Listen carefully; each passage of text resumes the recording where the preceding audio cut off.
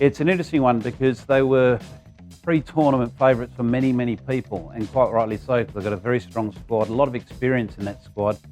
And having been finalists in 2022, everyone thought they'd definitely qualify for the playoffs.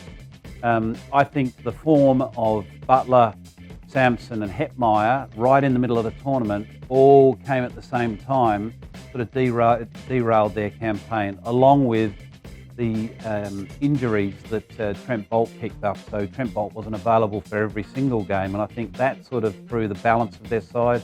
So they weren't comfortable with the replacement for Trent Boult. So with those two things happening at the same time, I think that sort of took them off course.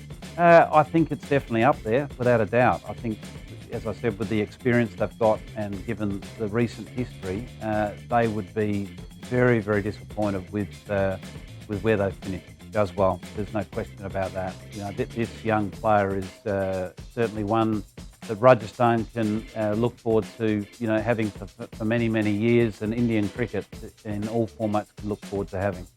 I think there is a certain case for trying to overcomplicate strategy, and Rajasthan sort of did do some funky things from time to time with regards to deployment of bowlers and also batters at times. You know, there's a few surprises that sort of took us aback, but at the end of the day, you know, when you're not in that dugout, you don't know what their thinking is, but it did certainly seem like that time they overcomplicated things.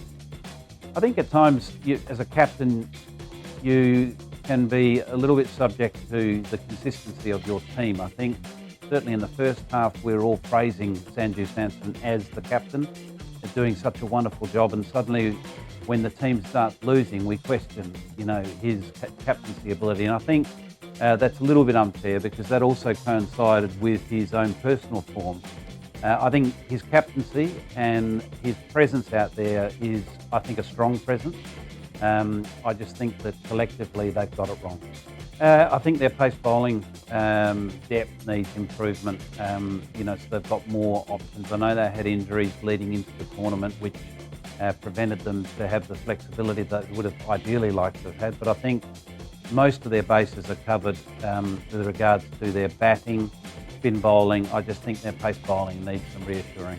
Rajasthan could have definitely used that a little bit better because you know, a number of occasions they only had the 5 specialist bowlers. They didn't have that 6th option, and I think the advantage of that impact sub gives you that sort of depth and flexibility from a team perspective, whether it be giving you depth with your batting, and we saw a number of scores go well over 200 this year, or give the captain another option on the field when you have ball in hand.